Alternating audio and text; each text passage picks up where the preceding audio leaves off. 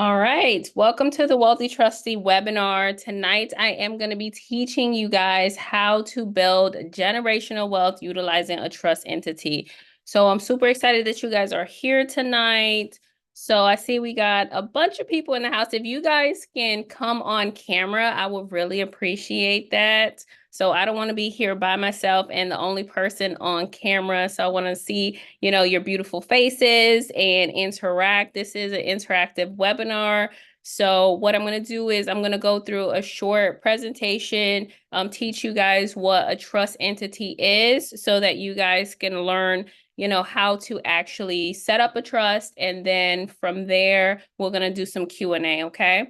So let's see, we got Kim, we got Joanna, we got iPhone, we got Jameer, Manny, Nanette, Ronald, we got Selena, Wes, Timothy, another iPhone, Cecilia, Angela, Living Lady, Ariel, Drea K. So hi everyone. So we're gonna get started now. Let's see. All right. One second. All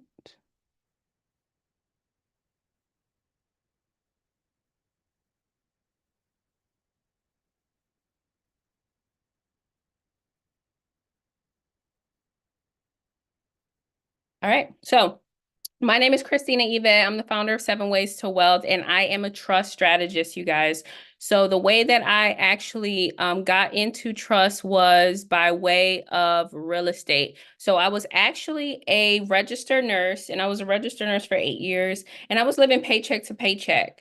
I was young. I had a 1-year-old baby, and I realized that I was actually spending more time with my coworkers than with my 1-year-old baby. And so I got sick and tired of that. And I decided that I needed a second stream of income so I didn't have to work so many days in the hospital. Because nurses, we work 12-hour shifts. So I was working 5, 6 days in the hospital, making ends meet, you guys. And so what I did was I went to a seminar where they was teaching how to flip houses, and I got into a mentorship. And so 6 months after that seminar, I actually bought my first property, and my mentor told me, put that property in a trust. Why? Because I was going to renovate that property, and anything could happen during renovation, right? So somebody could get injured, and they could end up suing me, and they could end up taking the property. So I didn't want that to happen.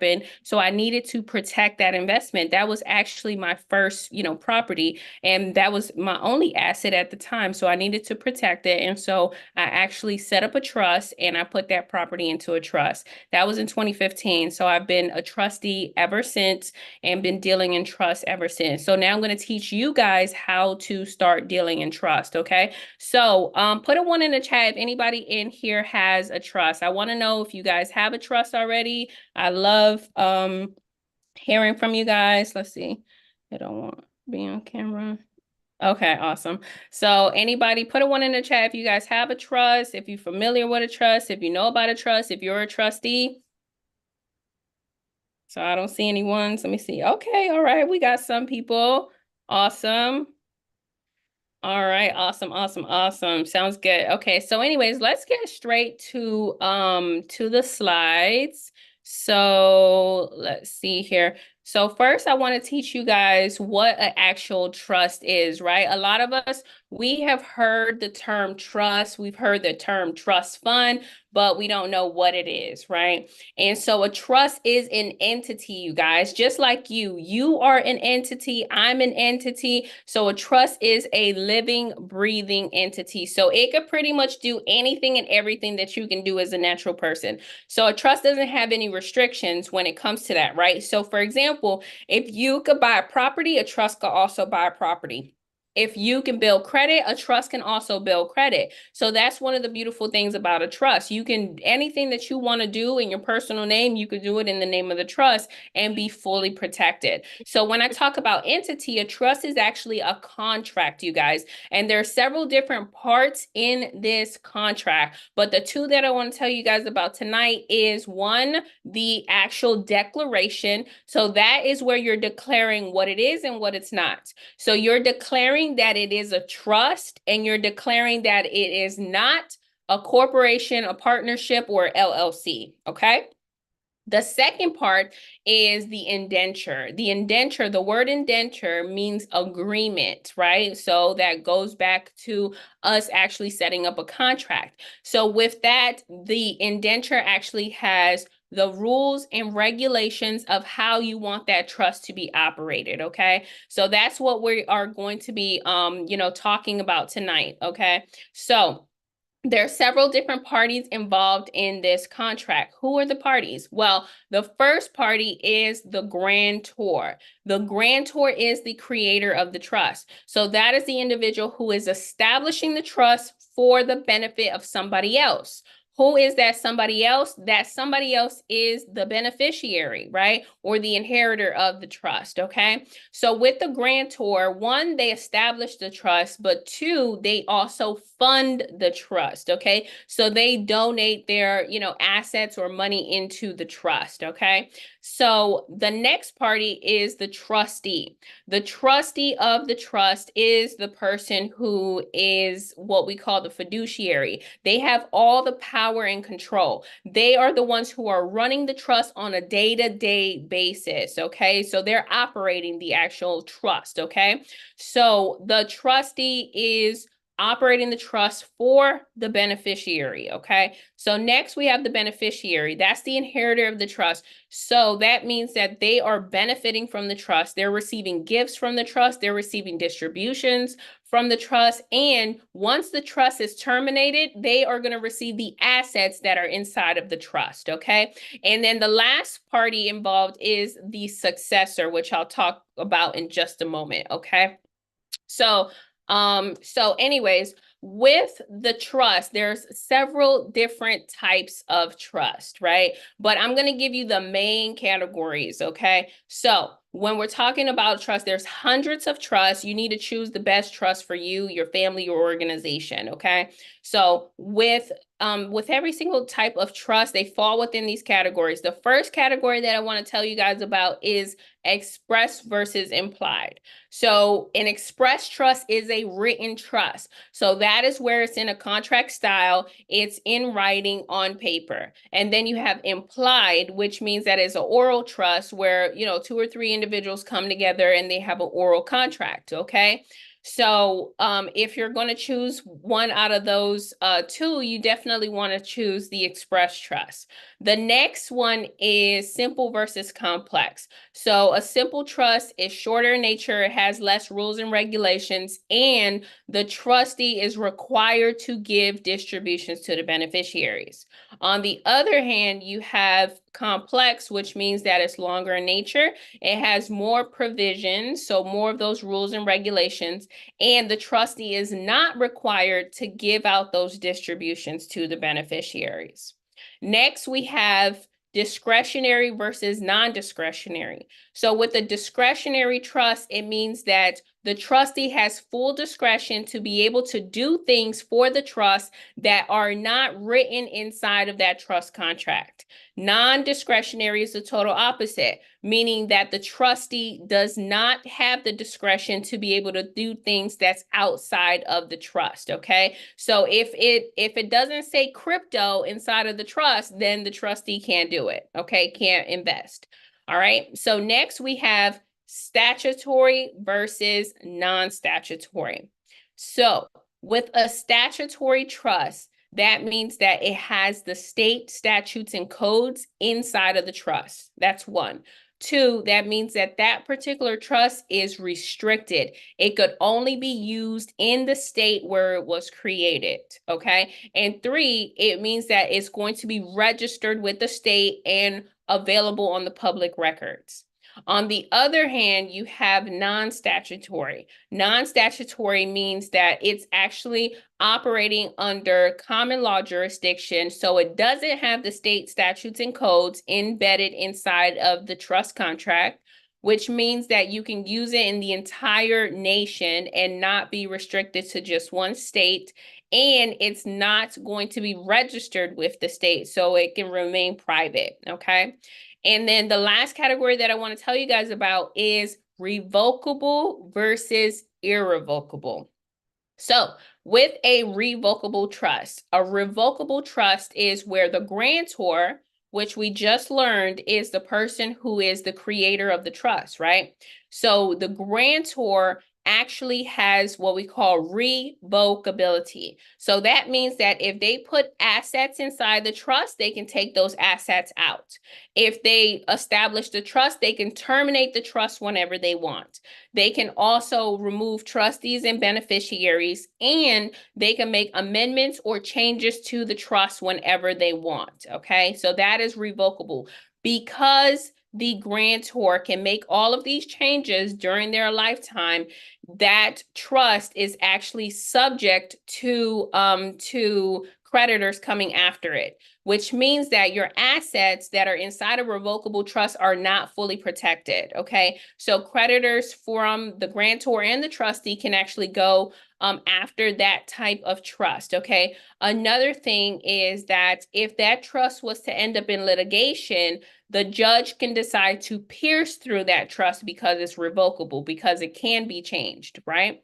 And so if the judge decides to pierce through that trust, that means that now the trustee has to produce that trust in court, which means that now your trust is a part of the public records and everyone is going to know the assets that are inside the trust, the contents of the trust, and who are the beneficiaries and trustees of that particular trust, okay? You definitely don't want that to happen. One thing that you need to know is that a revocable trust becomes irrevocable when the grantor passes away, okay? So now let's move on to irrevocable. With an irrevocable trust, that means that the grantor has irrevocability. So that means that the grantor cannot make any changes to the trust. They cannot amend the trust. They cannot terminate the trust even if they wanted to. They cannot remove the trustees and beneficiaries even if they wanted to. And if they were to put property into the trust, they cannot willingly take the property out. The property would have to be sold back to them, okay? So because the grantor has what we call irrevocability and they cannot make any changes, it is seen as a bulletproof trust. So that means that the creditors from the grantor or the trustee cannot come after that trust. And if that trust was to end up in litigation, the judge would decide not to pierce through that type of trust because of contract law, okay? So that is what we call, like I said, the bulletproof trust, right? That is what's actually going to protect your assets, okay? So let's talk about how to actually create a trust. So I just told you guys that there's hundreds of different types of trust. So the first thing that you have to do is you have to determine what is the best type of trust for you, right? Do you want a revocable trust where your assets are not fully protected, or do you want an irrevocable trust where your assets are fully protected, right? So make the best decision for you, your family, and your legacy, okay? Number two, we're going to then determine the trust name. So you need to figure out what you're going to name this trust, okay? So when we're naming the trust, there's one thing that I need you to not do, which is do not name the trust after yourself. I see it so many times where people are going to name the trust, the John Doe Trust, right? But the whole point of you actually establishing a trust is, one, to protect your assets, and two, to remain private. And so you do not want anyone to know that you're associated with that trust. So you are not going to use your name inside of the trust. It's okay to use a last name. It's okay to use terms like legacy, generation, dynasty, things like that, okay? Or even abbreviations and numbers, okay? So another thing that I need you to know is that you do not have to have the word trust in the name of the trust, okay? So it's not like an LLC or anything like that where the word trust has to be at the end of the name, okay? So once you determine the name of the trust, then what I need you to do is appoint the different parties inside of this contract. So the first party that you're going to appoint is the grantor, okay? So if you're establishing an irrevocable trust, you cannot be the grantor and the trustee. So you can only be one of those positions. So what you want to do is you want to be the trustee, right? The trustee is the one who has the full control to be able to, dictate what happens to those assets, okay? So you want to have full control over those assets to determine or dispose of it or liquidate it any kind of way that you want, okay? So you're going to be operating the trust on a day-to-day basis, which means that you're going to appoint yourself to be the trustee, and then you're going to need to appoint someone else to be the grantor. So that someone else could be, it could be anybody. It could be a sibling, a parent, a grandparent, a neighbor, a best friend, whoever is actually able to notarize the trust with you, okay? So the grantor has no power and no control when we're specifically talking about an irrevocable trust. So you don't have to worry about who you appoint to be your grantor when you're setting up this type of trust. Then you're going to appoint the beneficiaries. So the beneficiaries are going to be your children, your spouses, your next of kin, whoever you want to inherit your assets, if and when that time comes, okay? And then after that is the successor. So the successor is the successor trustee. So that is the individual who is going to take over after you in the event that you expire, that you become incapacitated, or that you resign from the trust. Someone needs to take over after you because the trust is going to outlive you. That's the way that it's designed. So you need to have a successor in place, okay? That person needs to be 18 and older. They have to, actually want to operate a trust, okay? So once you have those different parties involved, then we'll move on to actually creating the trust, right? So remember, we said it's a contract. So now you're going to be establishing this contract. You're going to be putting all of the rules and regulations of how you want this trust to be operated, right? And so you are going to operate it the way that you're going to, the way that you're going to have it structured inside of the contract. But then you also want to think into the future of how you want this trust to be operated generations and generations to come, right? Because you're building a legacy. And so you want this trust to last, 4, 5, 6 generations into the future. All right. So next, after you have created the trust, then what you want to do is you want to have the trust notarized.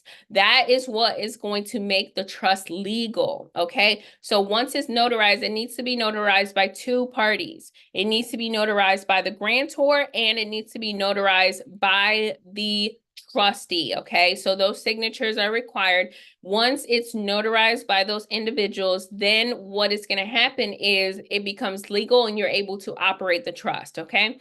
So the first thing that you want to do when you start operating the trust is you want to open up that trust fund. That trust fund is a bank account, right? So you can choose any bank that you want that actually offers a trust. Not all banks offer trust accounts, okay? So once you determine what bank you want, then you're going to provide them with your certificate of trust, which is proof of identification that the trust exists, and your EIN number, okay? And then they'll be able to open up that bank account for you. That bank account is going to either be a checking account, a savings account, a cash management account. So it just depends, okay, on where you go to open up that account. And then after you open up that bank account, then what you want to do is you want to start transferring assets into the trust, okay? So what does that look like? Well, let's just say that you have a house, right? That house is in your personal name. And so because it's in your personal name, what you have to do is you have to gift that house to the trust, and then you have to deed it over from your personal name into the name of the trust. Then you record it with your county. Once it's recorded with your county, now it's going to reflect that the trust is the owner of that property, okay? So once that property is inside of the trust, it's the trust's responsibility for to take care of all of the financials dealing with that assets, which means the mortgage, the taxes, the utilities, the maintenance, all of those things associated with that property, okay? So that's what that looks like. So let's talk about asset protection, right? So the number one reason why you actually want to create a trust is for asset protection and privacy. Why? Because let's just say that somebody wants to sue you. If they don't know that you're associated with that house, and if that house is not in your name, then guess what? They can't take that asset from you, okay? So what are some of the things that a trust can actually protect you from? A trust can protect you from bankruptcy, from divorce, from foreclosures, from heavy taxation, from lawsuits, and from probate, okay?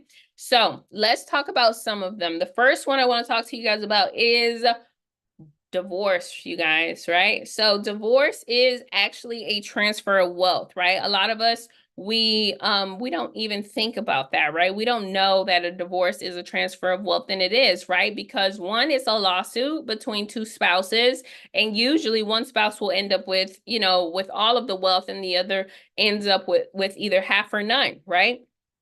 And so the way that a trust can actually protect you from a divorce is by way of this trust having assets in it, right? So if you have a trust, and let's just say you have, you know, a house and you know, bank account with some money in it, anything and everything that's inside of that trust cannot be pulled into your divorce, because the divorce, everything that's going to be included in it is things in your personal name, meaning that 401k, meaning that house that's in your personal name, that car that's in your personal name, the bank account that's in your personal name, right? So whatever is inside of the trust is going to be excluded, because that trust is a separate entity from you. And the divorce is between those two individuals, okay? So that's how a trust can actually protect you from divorce. So let's talk about heavy taxation, because a lot of us, we are giving away half of our income to the IRS, unfortunately, right? And so you can actually save some of that money by reducing your tax liability. And now that you're saving some of that money, you get to put it somewhere else, right? You can allocate it to an investment, okay? So with heavy taxation, right? What a trust can do is it can actually, you know, help you reduce your taxes. One way is by way of a trust that we use, which is a nonprofit tax exempt trust. With that trust, what we do is we actually have the ability to donate half of our income to that trust, right? So, and it's actually up to 60%, right? Which means that, let's just say you know, make $100,000 for the year, right? And out of this $100,000, you're going to be taxed on the entire $100,000. So instead of you being taxed on the $100,000, what you can do is you can donate up to $60,000 to your tax exempt trust. And now that's going to be written off. And what's going to happen is now you're only going to be taxed on 40% or 40,000 versus the whole 100,000. So that means that you're going to be saving thousands of dollars on taxes that you can now put somewhere else. You can put it into an investment and actually start to build wealth faster, okay? The next thing is a lawsuit, right? So do not wait, you know, until you're getting sued to protect yourself from a lawsuit. I see this all the time. And so you want to protect yourself, you know, now. And the only way that you're going to do that is by getting these assets out of your name, right? So let me give you an example. One, let's just say that you have a business, right? You have a business, it's a LLC, somebody decides to sue your business, right? Well, the word LLC, right? That abbreviation stands for limited liability company, right? And so you hear it in the actual word, right? Limited liability. So that means that you have limited liability. You don't have no liability, and your company doesn't have full liability. With that being said, if somebody decides to sue your business, right, then that means that they're going to sue your company, and it's easy for them to find you because you're on the public records. All they have to do is go to the Secretary of State, put the name of that company, and they find who the owner is, which is you, right? And so if they decide to sue that company, and let's just say that your company loses the lawsuit, right? So now they have a judgment, right? But let's just say your company is not able to pay that judgment. Well, guess what might happen? Well, the judge might decide to pierce through what we call the corporate veil, which was that initial protection that you had with the LLC. They might decide to pierce through that corporate veil. And if they do that, then they're going to come after you personally because you are the owner of that LLC. If they decide to come after you personally, then what might happen is they can garnish your wages, right? Your W-2 income. They can garnish your bank account. They can also seize your assets, right? So that means they can seize your house, your car, and other assets that you have. You don't want that to happen. So instead, what you want is you want your trust to be the owner of your LLC, right? So instead of you being that authorized member, you're going to remove yourself as the authorized member. You're going to put the trust as the authorized member. And now that's going to be your first layer of protection. So that in the event that somebody wants to sue your business, and your business loses the lawsuit, they're going to go after the trust and not you, okay? So that's how you want to protect yourself from a lawsuit. Now let's talk about probate, right? Because probate is something that we're all going to have to go through, unfortunately, unless you have your affairs in order, right? So if you have a will, right? A lot of people think that a will is good enough, but a will end up in probate, okay? And so with probate, that whole process, like I said, if you don't have your affairs in order, it's inevitable. There's only one way that you can actually prevent yourself or your family from going through probate, which is if you set up a trust and have your own estate, okay? So let's just take a look at what the probate process looks like, right? So you let's just say that you have a will, right? And so a will is a wish list, right? A will can't own anything. So a will is literally a wish list where you're putting on there, I wish my daughter will get my house, right?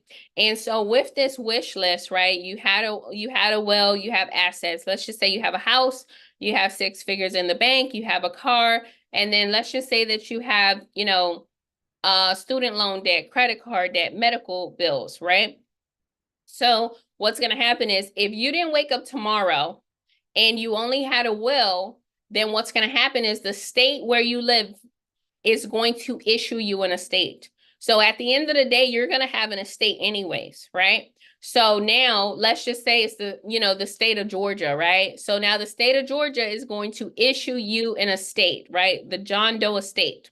And what's going to happen is that estate is going to go to probate court. So one, the estate needs to be represented in court by a probate attorney, and it's going to, be in the probate court. So what they're going to do is they're going to put all of your assets inside of that estate, okay? So everything that was in your personal name, the house, the car, the bank account, all of that stuff is going to go inside of that estate. So the first thing that the judge is going to do is the judge is going to pay off your debt, okay? So all those creditors are going to go after your estate, okay? So that means that the student loans is going to get paid off, the credit card bills is going to get paid off, the medical bills is going to get paid off, right? Then the attorney fees are going to get removed from that inheritance, from your estate.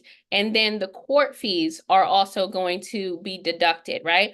And then at that point, whatever is left over is what your children get, right? So unfortunately, your children, they get the leftovers, right?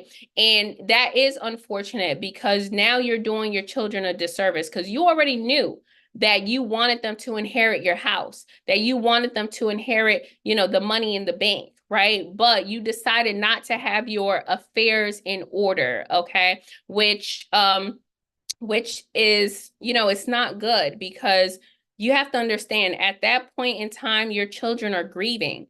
And so instead of them grieving properly, you're actually dragging them through the probate process, right? And I've seen it to where, unfortunately, the medical bills, the student loan, the credit card bills are so much that the judge decides to sell the house in order to pay off the debt. And now your children can't even keep mom and dad's house. Why? Because you didn't have your affairs in order, because you didn't create your own trust estate. So that's the probate process. Now, let's just look at what that process will be like if you did have your affairs in order and if you did create your own estate. So let's just say that you had all these assets, right? Like we just said, the house, the car, the bank account with the 6 figures, right?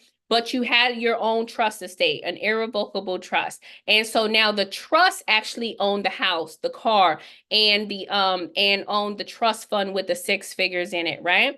So, and if you didn't wake up tomorrow, then guess what happens?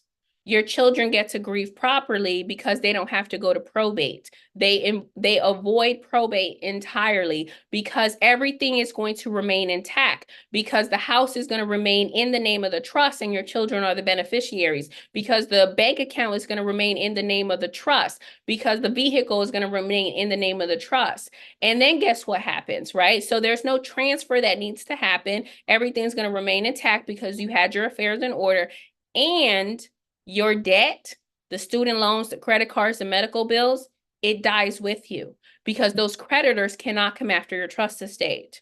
So that's why I'm telling you, you need to have your affairs in order, because we're walking around talking about we're building generational wealth, but are we?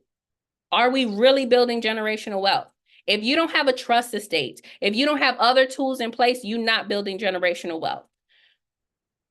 So this is the wealth building formula, okay? Let's dig into it, you guys. I have 3 pillars here.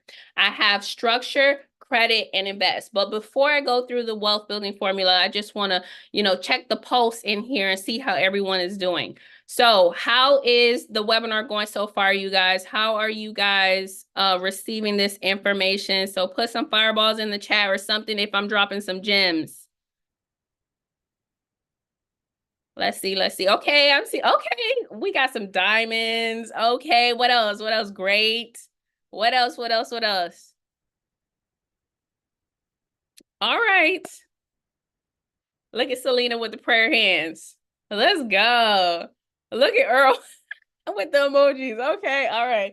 All right, guys, so we're about to wrap it up. So I got 2 more slides, and then I'm going to pass it on to my partner, okay? So wealth building formula, you guys. Let's talk about money. That's what I want to talk about, because y'all came in here to learn about how to actually build wealth the right way, right? So with the wealth building formula, I got 3 pillars here. I got structure, I got credit, and I got invest. So with the first pillar, it's so important for you to be structured the right way. So if you're not structured like this, you need to get restructured, okay? So one is that you need to have multiple trusts within your structure, okay? You cannot have just all of your assets in one trust. That's equivalent to you having all of your eggs in one basket. You don't want that, okay? Why? Because let's just say that somebody decides to sue your trust and all of your assets are in that one trust. We have specific trusts that are designed for specific reasons, okay? So the 3 trusts that I recommend is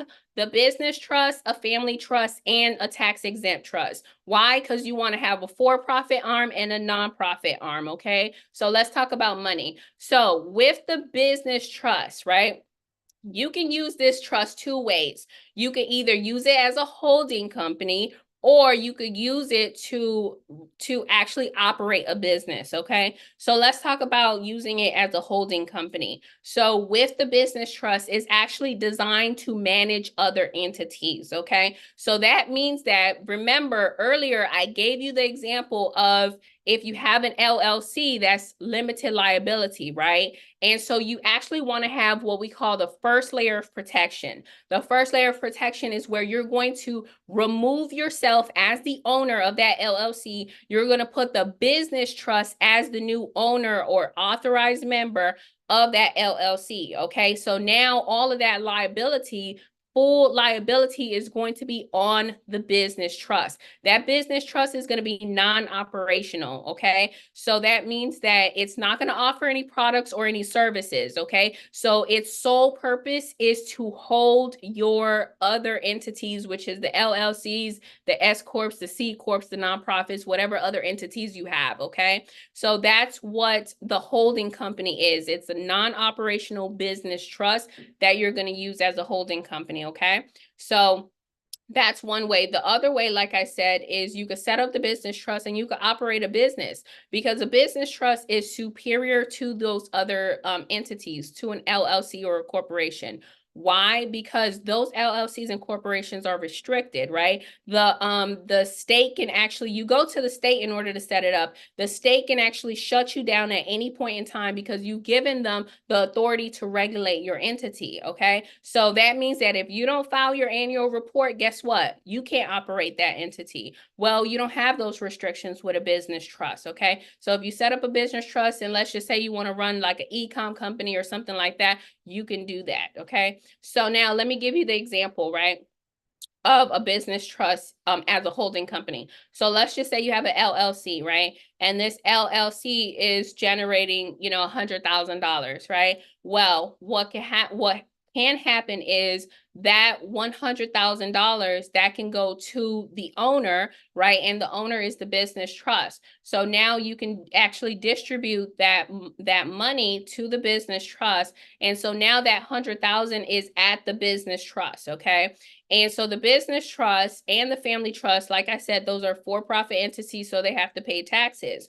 One thing that I love about these type of entities is that you spend the money first and then you're taxed on what's left over, okay? So that's the position that we need to put ourselves in, because a lot of us were not in that position, right? We actually get taxed first and spend the leftovers, okay? So with this type of entity, what you're going to do is you're going to deduct your operating expenses, right? Whatever it is whatever it is that it costs in order for you to operate that entity. And then whatever is left over, you are going to file your 1041 with the IRS, right? And so with the IRS, you're either taxed, your trust is taxed at anywhere between 10 to up to 39%. So you don't want to pay that high taxes. So what you want to do is, what we do is, you can actually, on the business trust, that 100,000 that came in, let's just say that you deducted 30,000. So now you have 70,000 that's left, right? So instead of you paying taxes on that 70,000, you can actually distribute it to the beneficiary. So what we do is we make the beneficiary of the business trust a family trust. Why? Because ultimately that money needs to flow down to your family to be spent on your family, okay? So now that 70,000, so now at the tax level, your liability for the business trust is 0. So now we going down to the private family trust level, right? So now that 70,000, the family trust is required to pay taxes on it, right? And so what you want to do is you want to spend the money and then you're taxed on the leftovers, right? So whatever it costs in order to maintain your family, right? And those assets that are inside of your family trust, right? So whatever those operating expenses are, you are going to deduct that. So let's just say that it's 60,000. So now you have $10,000 that's left. So you're going to have to pay 10% on that 10,000.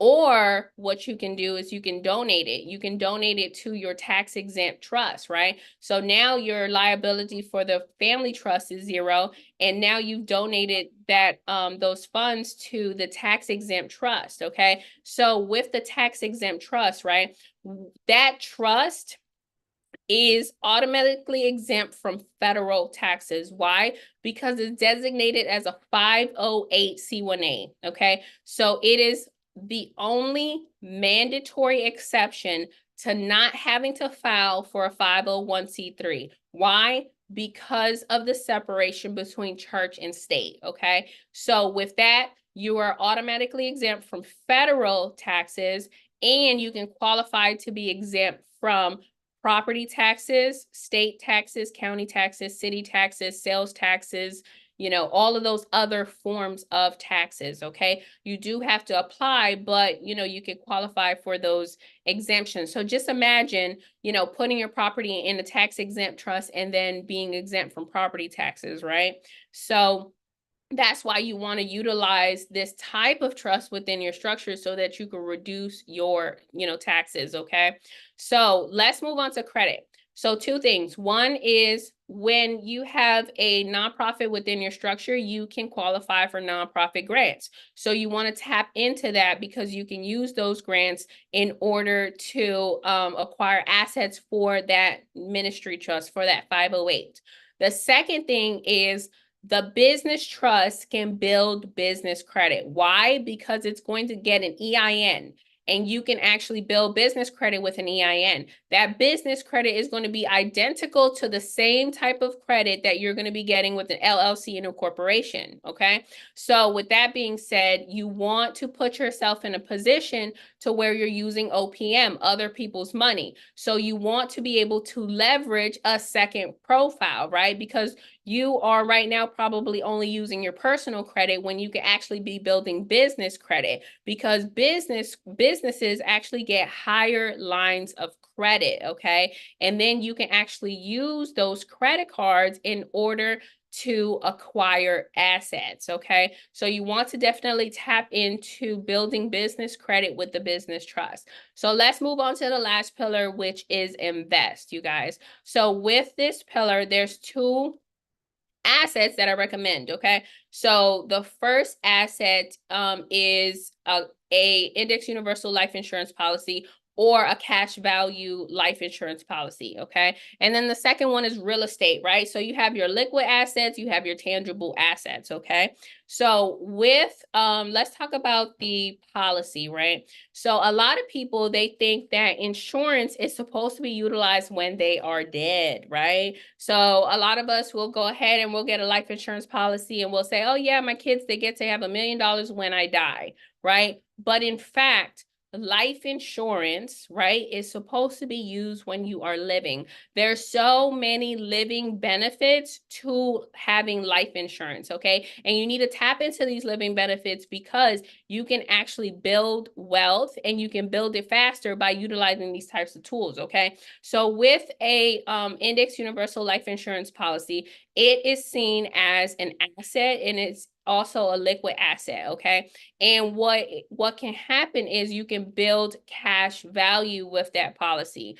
And with the cash value, you can earn a return. So you can start building compound interest with this type of policy. So whatever is inside of your cash value, specifically with an index universal life insurance policy, the carrier is actually going to mirror the market, right? So your cash value, whatever is in there, your money that's in there, it's not going to be inside of the market.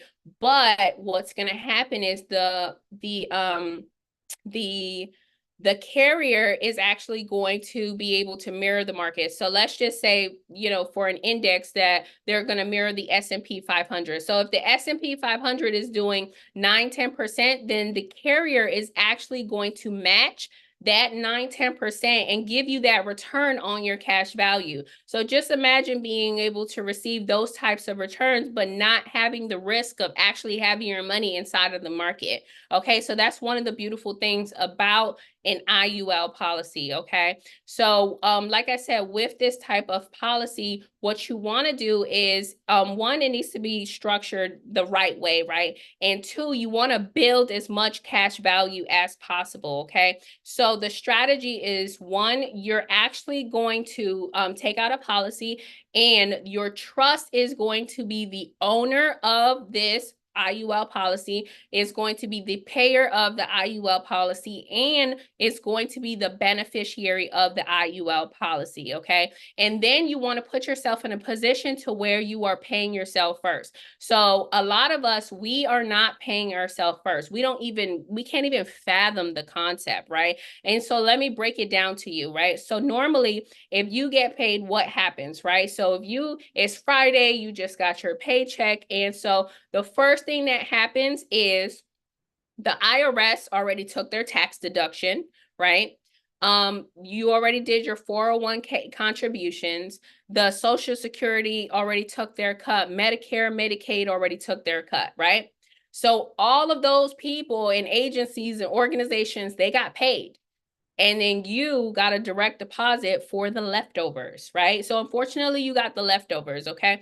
And so now you actually direct deposit that money into what? Wells Fargo, Chase, another bank, right? And so you're actually putting your money into that bank and making that bank richer when you actually need to be putting that money into your bank and making making your family richer, right? So that's why you're going to use the policy to become your own bank, right? So what you're going to do is when you get paid, instead of you going and paying your mortgage or your rent or your car note or putting gas in your car or doing all of those things that you do, the first thing that you're going to do is you're going to deposit that money into your policy. And then your cash value is going to go up and you're going to be earning compound interest. So if you just got paid today, $5,000, then what you're going to do is you're going to deposit that $5,000 into your cash value, into your IUL policy, okay? So now your cash value is going to go up by 5,000, and guess what's going to happen? You're going to earn the compound interest. So if the S&P 500 is doing 10, then they're going to give you 10% on that 5,000, right? So that's the concept of you paying yourself first. But what needs to happen, right? You need to pay your rent, right? You need to put groceries in the refrigerator. So what is going to happen is your 5,000 is going to, be in your cash value, but you're going to actually take out a loan from the insurance company, right? And so you're going to borrow against your cash value. So your money is still going to stay inside of there, and you're going to borrow the funds from the actual insurance company, okay? So that loan is going to come from their money, from their reserves, okay? So they need to keep a little bit of cushion inside of your cash value. So out of that 5,000, you can probably get out a loan for like, 4,800 or something like that, right? So now they're going to direct deposit a loan for 4,800 into your bank account, right? And so now you're able to pay your mortgage, and now you're able to pay your rent and your groceries and your car note and everything like that. And the loan that you took from the life insurance company, right, never needs to be paid back. Why?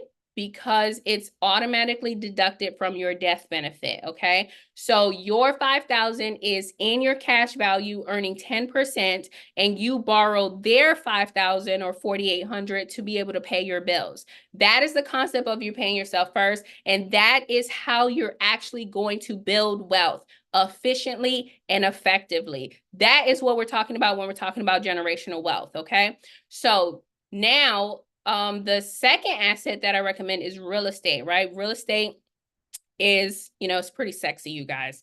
And so what you can do is, remember, we are using OPM, other people's money, right? So the first thing is that you're going to take out a mortgage, right? So your trust can qualify for a mortgage. All you have to do is provide bank statements, right? There's a specific type of investment loan called a debt service ratio loan, okay? So it's bank statements only, and you're able to get a mortgage that is going to cover 80% of that purchase price. So now you have to come up with 20%. Where is that 20% going to come from? Well, it's going to come from OPM, right? It's going to come from that business credit that you have established with the business trust. So you're going to actually strip those credit cards and you're going to use it as a down payment. But before you decide to use it as a down payment for that, that real estate investment property that you're going to purchase, you're actually going to funnel that money into your policy, right? So that money, let's just say it's 50,000 that you just took out of those credit cards, right? That 50,000, you're going to park it inside of your policy, and now your cash value went up by 50,000, and what's going to happen is you're going to be earning compound interest off that 50,000, and then you're going to borrow against it, right? You're going to collateralize it. You're going to borrow that 50,000 out, and you're going to use it as a down payment for that investment property, okay? So that's where that 20% down payment is coming from. So now you actually just got this property, zero down. You didn't use your own money. You used the mortgage company's money, and you used the business credit cards from the business trust, because you want to put yourself in the position to where the trust can sustain itself. You do not want to be pouring in your W-2 money, your retirement money, your income into the trust. You want to acquire assets so that the trust is earning compound interest or cash flow so that it can sustain itself. That is generational wealth, you guys. So we're about to wrap this up. how to actually transfer wealth, right? So you want to put yourself in a position to where you own nothing but control everything. I'm going to say that again, nice and slow. You want to put yourself in a position to where you own nothing but control everything. That is the definition of stewardship. You want to be a good steward of your wealth. You want to be directing your wealth in the right ways so that it's growing, it's protected, and it's preserved, okay? You don't want to be in the position of ownership. That is the position that you're in right now. You are practicing ownership where you are the owner of that house and that car and that checking account, right? And so we already learned that if anything happens to you, if you don't wake up tomorrow, you're going straight to probate. Why? Because think about it, right? That house is going to outlive you. So instead of us being proud owners of that house, right? I understand, right, that we work so hard for this asset and we're the owner on paper, but that house is going to outlive you. If you don't wake up tomorrow, the house is still going to be there. So what you want is control of the asset while you're living, okay? And you can obtain that with a trust, okay? So stewardship versus ownership. The next thing is TCUs. That stands for Trust Certificate Units. That's how you're actually going to transfer the wealth, right? So TCUs are just like stock certificates. Stock certificates represent ownership in a business or a company. TCUs represent beneficial interest in a trust, okay? So that's what you're going to be giving out to the beneficiaries. So if your trust has 100 TCUs, that represents 100% of beneficial interest, and you're going to be giving out those TCUs to your beneficiaries. So for example, if I have, if you gave me 20 TCUs, that means I have 20% of beneficial interest. If the trust is worth $1 million, that means that I have a portion of, that's equivalent to $200,000, okay? Lastly, let's talk about preservation, you guys, because that's something that we do not think about, right? We think about making the money, but we never think about how are we going to preserve the money. We think about, oh, I'm creating generational wealth for my kids, but how's the money going to last the generations? How are you multiplying it? How are you protecting it? How are you replenishing it, right? So let's break down preservation. There's two things that you need if you want to preserve your wealth. One is a trust. Two is the cash value life insurance policy, okay? So with the trust that you're going to create, right? The trust has tangible assets, right? Which is the house, the cash. But also the trust has human assets, which is you, right? You're a human asset. So if anything happens to you, the trust needs to be compensated, right, for that loss. So that's why the trust is going to take out a policy on you as a trustee, all the other trustees, every single beneficiary, and all the future beneficiaries.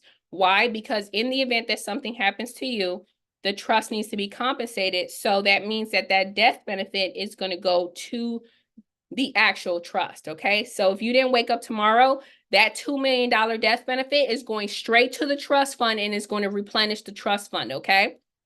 And every single beneficiary that is born into the estate, right, when they're at least 30 days old, the trust is going to take out a policy on that trust fund baby. We need to normalize trust fund babies in our community. Being a trust fund baby is a good thing, okay? A lot of people have negative connotations to it. So that baby is going to have a policy taken out, right? And the trust is going to be paying that policy, right? Building up that cash value, right? So now fast forward, that beneficiary, that trust fund baby is now 18 years old, right? They are going away to college. They need their first vehicle, right? So normally what can happen is they can actually go to the dealership. They can take out an auto loan. They could pull their credit. They could start paying $800 a month to that dealership. Or instead of them doing that entire process, what they can do is they can go to the trust, right? They can go to the estate and they can take out a loan. So trustees and beneficiaries can give loans to the trust and can take loans from the trust, okay? So that beneficiary is going to take a loan from that trust. And then what's going to happen is the trustee is going to issue out a check for, 30, 40,000 to the beneficiary. They're going to be able to now purchase that vehicle, and now they're going to be paying the trust. So instead of paying 800 to the dealership, they're going to be paying 400 to the trust. Okay. So that's substantial. And the trust is now going to be earning interest, right? So that's one way, right? But let's just say that the beneficiary decided to default on that loan, right? What is going to happen? Well, that loan was actually a risk-free loan. Why? Because the funds didn't come directly from the trust fund. The funds actually came from the beneficiary's cash value life insurance policy, okay? So what happened was the trustee actually pulled out or took out a loan from that beneficiary's policy. So the insurance carrier deposited that, 30, 40,000 into the trust fund, and then the trustee issued out a check for those funds, okay? So because the beneficiary decided to default, it was risk-free. What's going to happen is the trust is going to be replenished when that beneficiary, passes away, and the death benefit associated with that policy, right? So if it's $2 million, guess what? That $2 million is deposited into the trust fund, replenishes the trust fund. That is how you're going to preserve the wealth. You need those two tools. You need the trust fund and you need the life insurance policy, okay? So these are the books that I recommend. What Would the Rockefellers Do?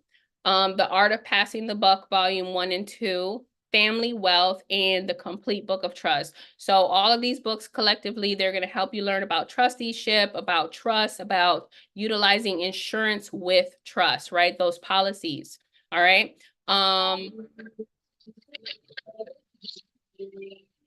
So this is a short video of an actual trustee that took action. Kudos to you all. Again, Christina, it's been a wonderful experience. I've been looking at your videos on YouTube for a while. And, there are a number of people offering trust these days. And, I guess that's the big thing, don't own anything, control everything. That kind of, I didn't say it correctly, but that is the sentiment. And so it seems like the playing field is being leveled now from the rich and people who weren't privy to this information. So thank you for being such a great asset to a community that didn't have this information. And you made it so simple. Thank you for the recordings. Thank you for the step-by-step instructions, things that we can go back and look at. So we do appreciate you. And thank you, Mondo, that was. All right, so let's work together. So I do have a course, and in the course, I teach you step by step on how to actually create your own trust estate, right? So the 3 trusts that I told you about, the business trust, the family trust, and the tax exempt trust, is inside of the course. So you could either do it yourself, right, where you get the 42 video modules, you download the 3 trusts, and you're able to watch the modules and customize your trust for your business, for your family, or for your nonprofit organization, okay? You get lifetime access to the actual trust. You get all the ebooks that I just mentioned. You get those in ebook form. You also get all the resources that you're going to need to actually operate your trust, okay, guys?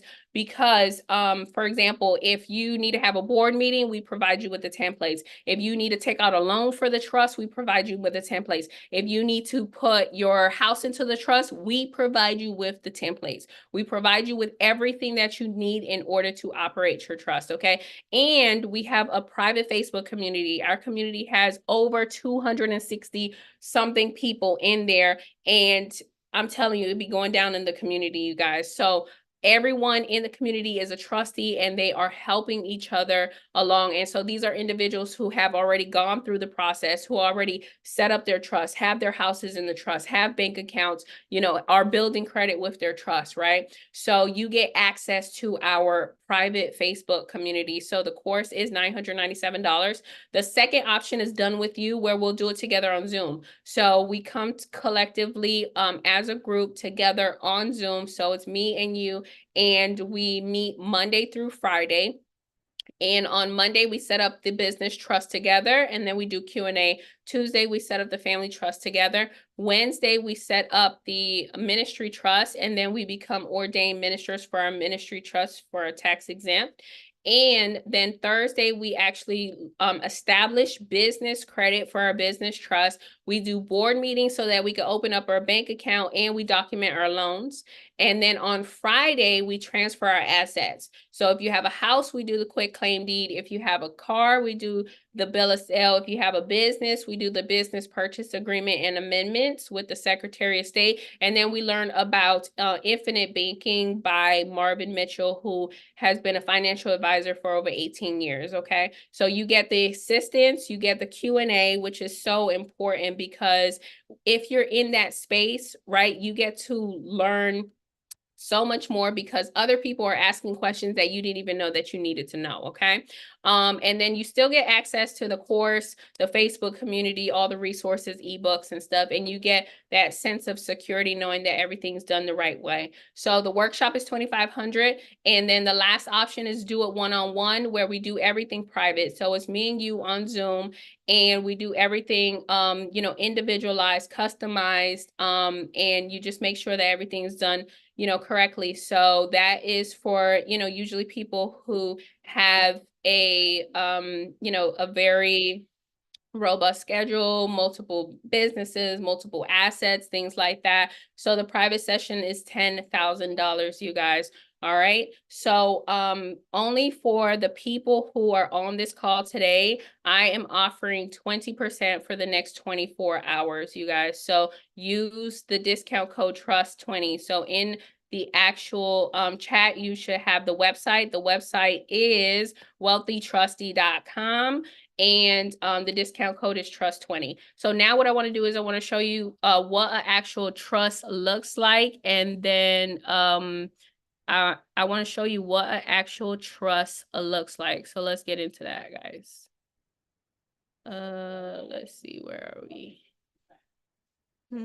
Hold on. Exit. Nope. Hold on 1 second. There we go.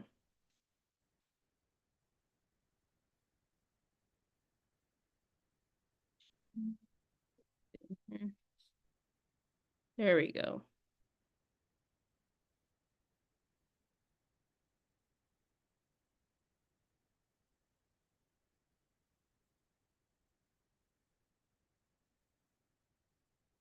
All right, so this is what one of our templates look like.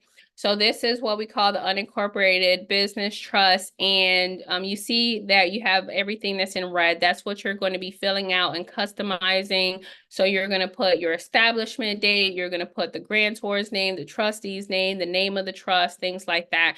And so you're going to customize it. But everything that you see here are the provisions that's actually going to protect your assets, you know, in the event that you get audited or go to court or anything like that, okay? So this is how you're actually going to protect your assets with this trust contract.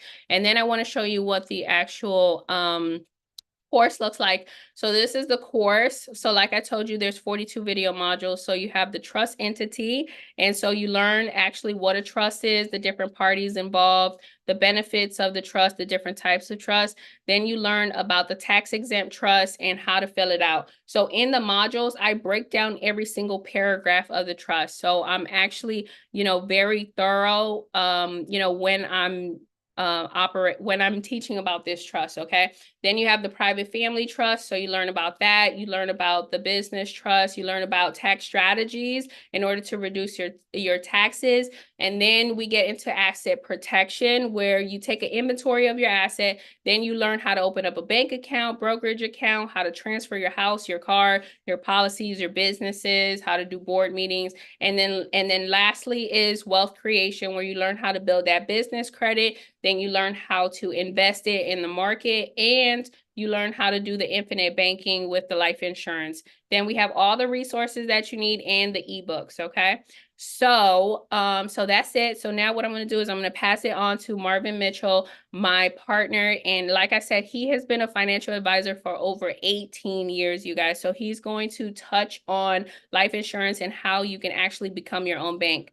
So thank you so much, Marvin. You have the floor.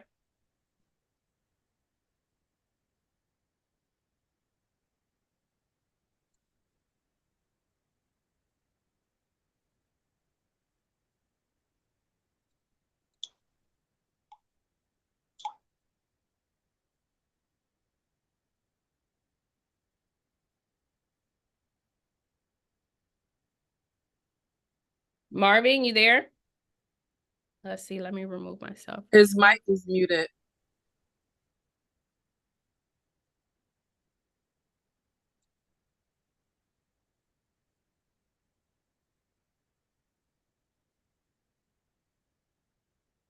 Let's see. I have a question. Go ahead. When you were showing the module at the bottom, the ebooks, is that where I can find the 1 and 2? What is it? What's the name of that book? The, you was talking about on the last time. Is the volume 1 and 2? Uh-huh. The, Yeah, the ebook, passing the buck volume. passing Yep. the buck. Yes, that's what in the ebooks. That's where you find it at. Exactly. Yep. So in the ebook section, that's where you find it. Okay.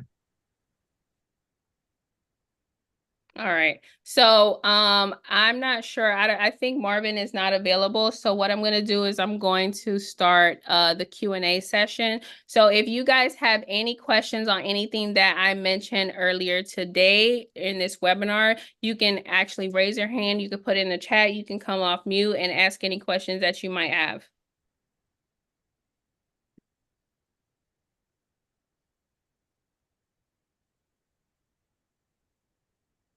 So Selena says she has a question. Oh, how do we raise? Let's see here. So you said about the 60% for the 100,000, can it be tax-free with the trust?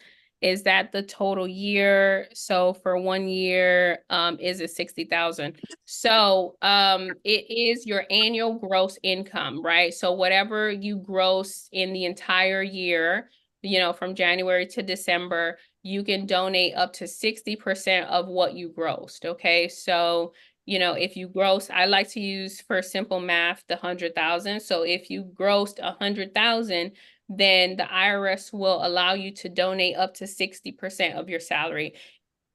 If you donate up to 60% of your salary, you're only going to be taxed on the leftovers, right? So you're only going to be taxed on 40% of that 100,000, okay? Which is 40,000. That was a good question, Selena. All right. Next we have Paris. My mic unmuted. Hi, thank you for this. It was so informational. I had a question about, let's see. And this is just because I've of course didn't watch so many videos and stuff, but can I know that someone mentioned that an entity could be a trustee. So say if you had an LLC and say if you had an LLC in your name, so you can put your name LLC as the trustee. That's correct. Yes. So any position can be either an entity or a natural person. So the grantor, the trustee, or the beneficiary, those can be entities or those could be, people. Okay. And then I had one more question. Pay yourself the rent, loan against cash value, policy. Wait, that might have been it. Okay, yeah, that was it. All right, perfect. So my assistant Aya, she put the website in the chat. If you want to book a call with me, if you have any questions, you could also book a call there. You have our direct phone line, our email, our YouTube channel. So we're live on YouTube right now. So if you want to rewatch this webinar, you can go to our YouTube channel, definitely subscribe. And from there, you'll be able to watch the replay for tonight, plus a lot of really good content on trust, right? So if you know that you want to create your own estate, then go over to the YouTube channel so that you can watch some more additional information. And then from there, we have, if you want to join our affiliate program, we have one. And then if you want to book a call with our insurance partner with Marvin Mitchell's team, then you can go ahead and book a call using that link, insurancetrustcall.com. And then we also have a Facebook community where we're always dropping gems. And then let's see. Okay. Hold on one second. Hello. Hey, Marvin, how are you? I'm good. I apologize, everybody. I am at a dinner, Wisconsin, at a financial advisor conference, but at least wanted to stop in and sort of introduce myself. Me and Christina, we partnered together. As I typically do the index universal life as well as the whole life. And of course, Christina does an amazing job at the trust. So I just want to mention a couple of things really quick. First, I've been in the financial industry for 18 years, and I've dealt with top 1% of my industry. I've dealt with several trust attorneys and people who offer trust. And by far, and I'm not even exaggerating on this, by far, Christina offers the most value. Anybody I've met in 18 years around the United States, and also Canada. And so I will tell you this: if you are looking to get your trust established, you definitely want to work with Christina, because just to give you an example, when I got my trust established before I met Christina, it was paid $45,000 to get my 3 trusts. I'm sorry, no, 2 trusts, 2. And I found out later that it was done great, but it wasn't even done. I didn't have the irrevocable, so it didn't. Later found out it didn't even protect my assets. It was just like a normal family living trust and a business trust, but it didn't really protect my assets. It did some great things, but it didn't do everything that it could have done. Christina has studied this so much. I'll tell you what happens with attorneys is they study the basics to get their degrees, and then they just follow templates. Not knocking attorneys, but what Christina does is she studies and she reads this and she goes to conferences and she gets this information time and time and time again, over and over and over, and verified, and talk to experts and talk to whoever she needs to talk to make sure this is right, and constantly upgrades her templates as she gets new information. So the fact that you're getting irrevocable trust, family trust, the business trust, as well as the secret weapon, which is the ministry trust, which the ministry trust, if you look that up, that's on average 8 to 10 grand just to get the ministry trust alone. So granted, she's guiding you through it. She's helping you to do it. And I believe, if I'm not mistaken, for guiding you through it in that 5 days, it's only around what, $2,500 or so. So yeah, that is a steal. So take advantage of that. I'm telling you, you will not get that. You will not get that price anywhere for the value that you're getting it. As far as the IULs and as far as the insurance, so I'm an advocate for both properly structured IUL as well as whole life, if you do it the right way. There's a difference between the two. The index universal life, which it may be my favorite, but the index universal life is really good, especially if you can wait at least 1 year to take money out of it, because typically for a good one, really good one, it's about a 12 to 13 month wait, which isn't too long. If you think about an IRA, if you're 25, you can't touch that money until you're 59 and a half. So that's a 25-year wait. So we're not talking about a long wait. The benefit of the IUL, though, is that you're going to get a higher rate of return because they have what's called the cap. The way a cap works, if a cap is, let's say, 12%, That means if the S&P did 6%, you can make 6%. If the S&P did 12%, you can make 12%. If it does 15%, the most you can make is 12. And if the market goes down, you're guaranteed not to lose because due to market loss. So over time, you'll probably average anywhere between, I don't know, 6 to 9%, depending on how the S&P does. Whereas the whole life, you're going to probably average between 4 to 6%. It's a fixed rate of return. The downside is it's a lower interest rate over time, but it's fixed. The upside is that if you were the type that you needed to dump money in now and borrow against it within 30 days, I advise most of my clients go with the whole life if they need to borrow the money that quickly, right? For me, I do a combination of both. So it doesn't have to be an either or, it can be a both and. And when you get these particular policies, there are several things that you could do. One is you can use it to buy assets. Of course, when you borrow against it, the benefit is it continues to grow as if you never touched it. So you can borrow against it. It will continue to grow as if you never touched it. Let's say if I have 100,000 and I borrow 30,000, the next year is still 105,000 if I was earning 5% because I didn't touch that money. I simply borrowed against that money. So it's a difference. So I went to the insurance company and they used my insurance policy as collateral. One of the benefits to that too is that there's no restructured payment time, which means that I don't even have to pay it back. I pay it back when I want to pay it back.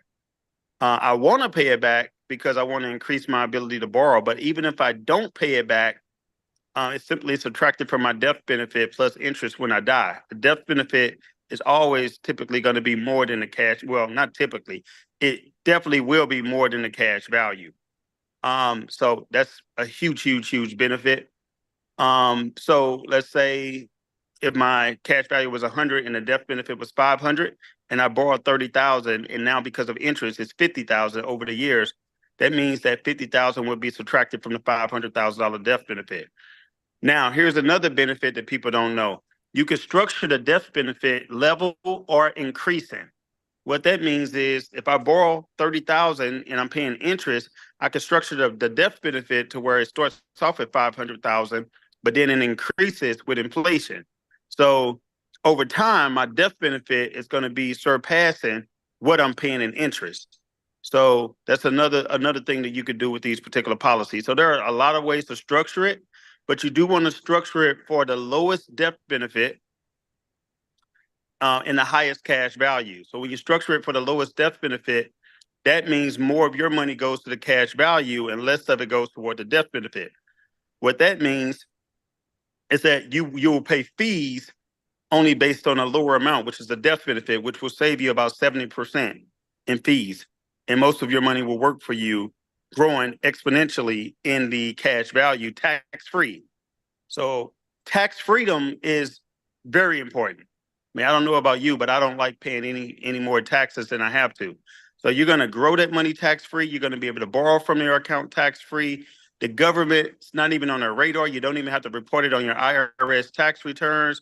I mean, it's simply just tax-free. That's tax-free income down the line. So you're getting uninterrupted compound, tax-deferred growth, tax-free borrowing capacity, the ability to leverage your account and borrow against it. You're getting guaranteed no loss provisions. You're getting unstructured payments, which means you don't have to pay it back unless you want to pay it back to increase your borrowing capacity.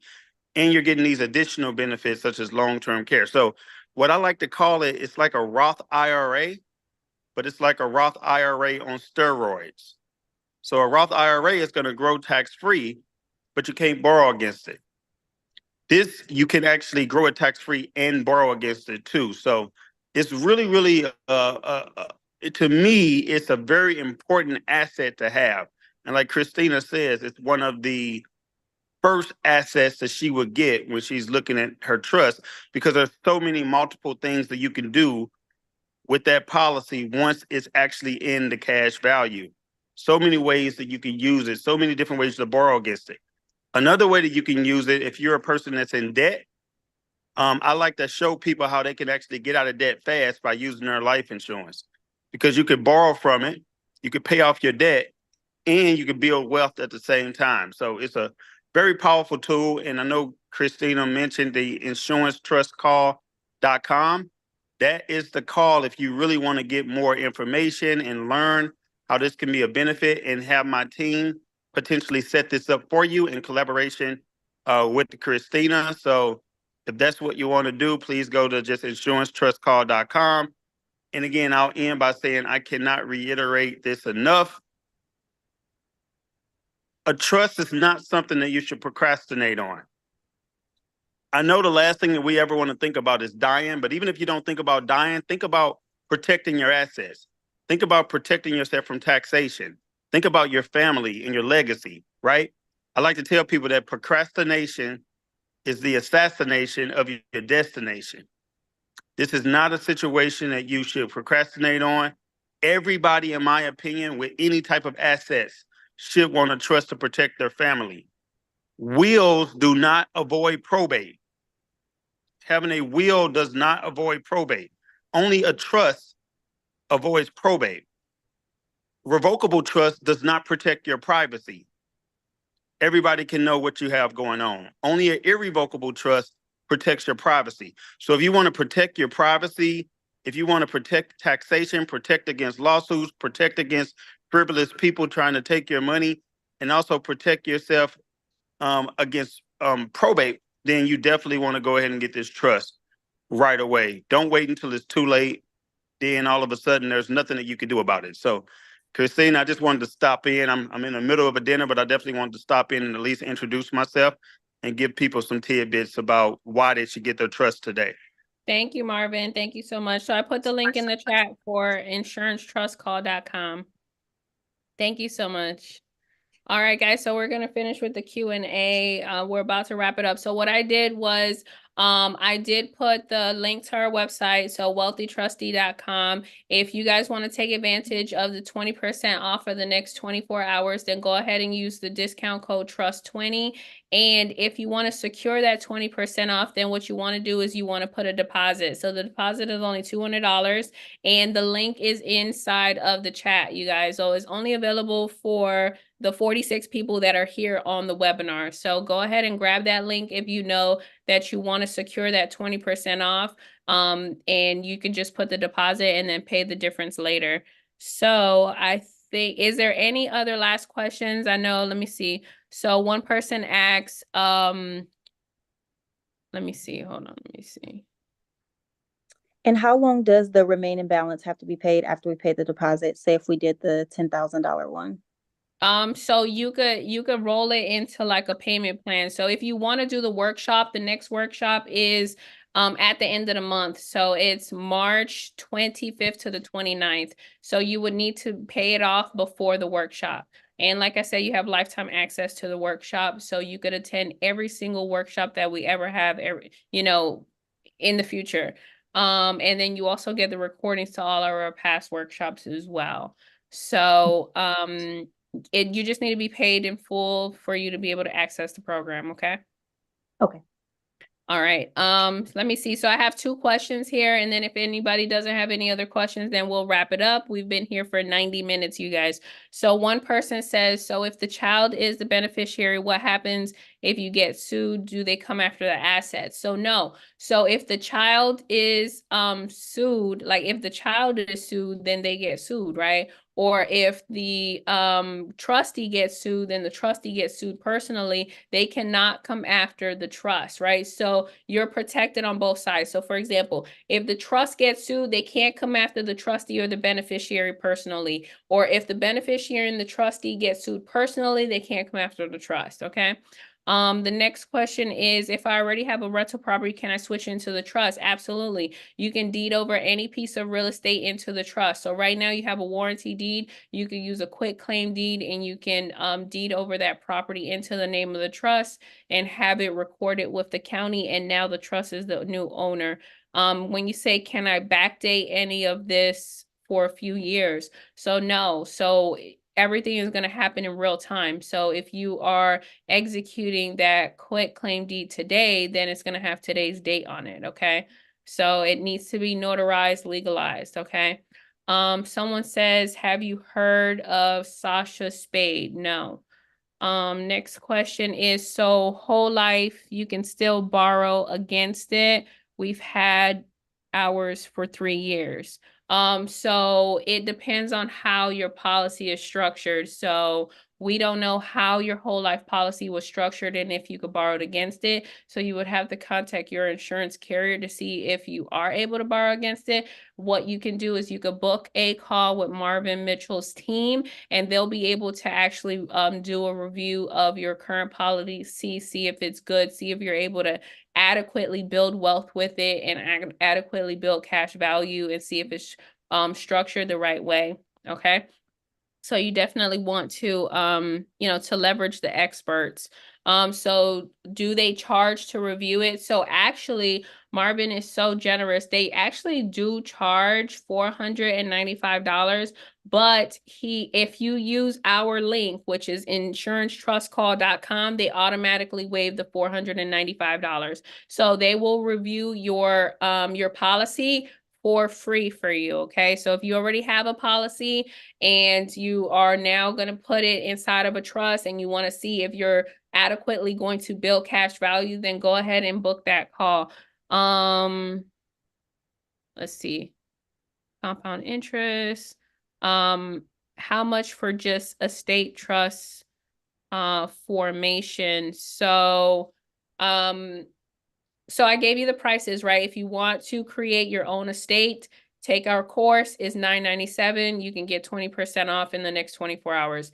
If you want our assistance and do it as a group, it's $2,500. If you want me to assist you privately, it's $10,000. So those are the prices. And don't hesitate because she's fabulous.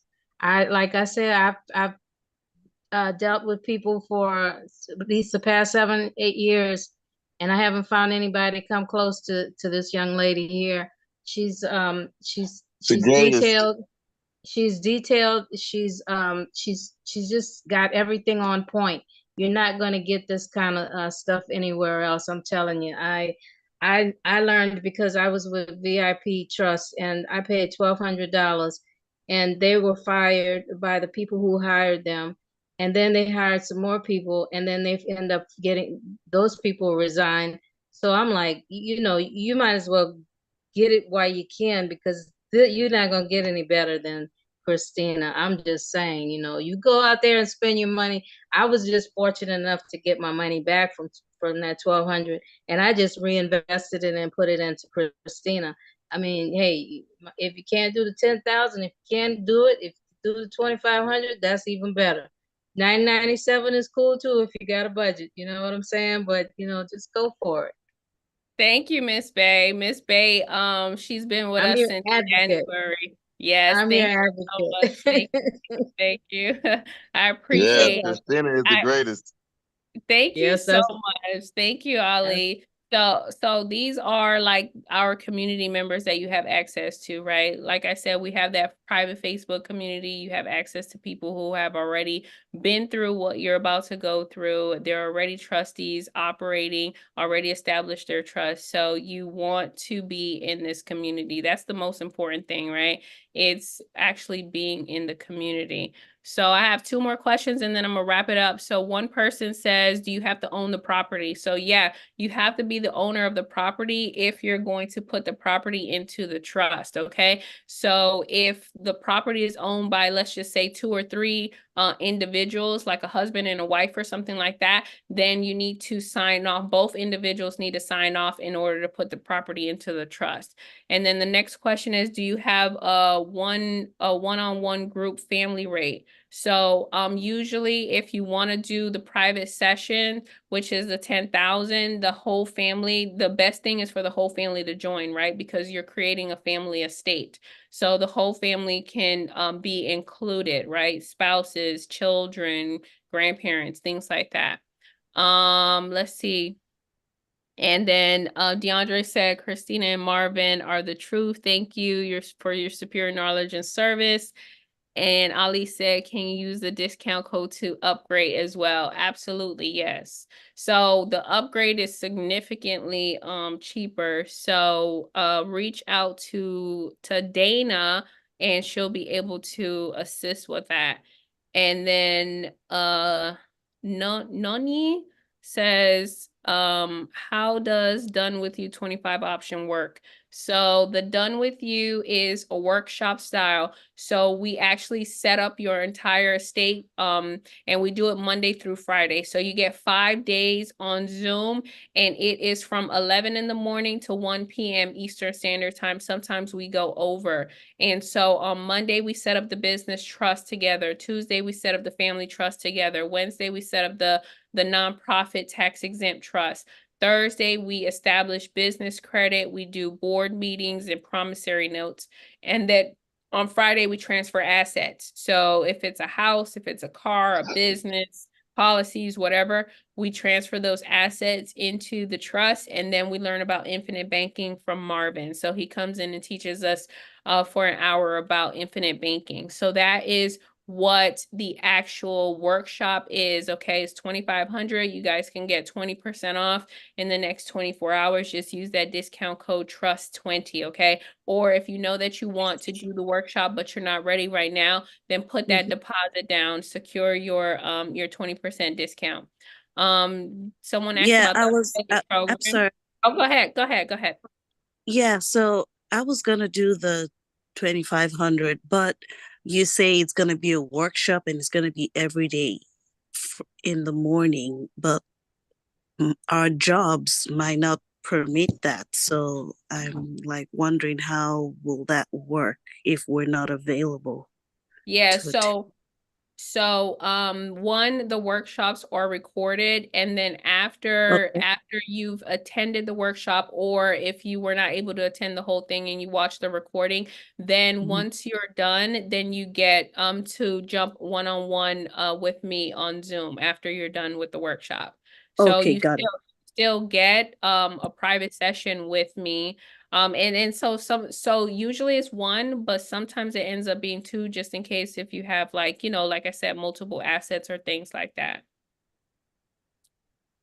And so somebody asked about the affiliate program. So yeah, we do have an affiliate program, and in our affiliate program, you just apply. So you just use the link that's in the chat and you apply, you get like an automatic approval, and then what happens is we give you a specific link. And then you can share that link with your friends and family who's interested in the program. And then if they purchase and enroll into the program, you get 20% commission, right? So for example, if somebody enrolls into, the workshop, then out of that 2,500, you get 500. So that's how the affiliate program works. All right, I guys. just tried to get on the affiliate program. It said PayPal email, but I don't have PayPal. Can you add another type of Payment method? Yeah. Yeah, you can yes. just put your regular email, and then we can do another payment method. So we could do Cash App, Zelle. Yeah. So even if it has PayPal email, I just still put my email in there Yeah, if I don't have PayPal. Yeah, because before we issue out a commission, we confirm what your payment method is. Okay. Okay. All Thank right. you. All right. Let's see here. Hey, All Chris, right. quick question. Go ahead. Hey, listen, I have my revocable trust set up, right? Uh-huh. But I noticed on YouTube you were talking about the faith-based. Do you set that up too as well? Yeah, we do. We help you set up the faith-based organization. Yeah, the FBO. Okay, so is that separate from your trust and everything? I mean, is that separate from everything else? 'Cause I have a revocable trust, I've got a ministry trust that I'm working on right now to complete. I want to see if I get that faith-based 508 C1A set up. Yeah, so so the program offers all three trusts. So if you get into the program, you get everything. It's not like selected. Like it's not just you get one trust, you get everything. Okay. All right. All right. And someone says, if we still are paying a mortgage, can we wait until the house is paid off to transfer it? So you do not have to wait for the house to be paid off because you are the owner of the house. Your name is on the deed. So it doesn't matter that you have a mortgage, okay? So you can deed over that property into the trust and you can protect that trust now just in case your mortgage company might foreclose on you in the future. You never know, right? So, so you want to protect that property as soon as possible. You don't want to wait until the mortgage is paid off. Another thing is that the mortgage is going to stay intact. It's going to stay on your credit. And now the trust is going to be the payer of the mortgage because the trust is going to be responsible for the mortgage now. So you would just contact your mortgage company to let them know that the payer is the trust, okay? And it's not going to trigger any issues with your mortgage like a due on sale clause or anything like that, okay? Because you're legally able to put your property into a trust, okay? So that's it. So thank you guys for being here on this webinar. Thank you for asking good questions. Thank you for participating. I appreciate you guys. So I look forward to helping you in this journey. And all I have to say is just take action on the information. Go ahead and actually break generational curses and change the trajectory of your children. Your children now need to be raised as trustees, you guys, okay? So change the trajectory of your kids' life. Actually create generational wealth the right way, not in this imaginary way that people are saying that they're doing it, but they don't have a trust and they don't have policies and they're not preserving, okay? So you want to, you know, definitely take action on this information. So you guys have a good night. And like I said, I hope to help you through this journey and actually empowering you to leave a legacy for your family. So thank you.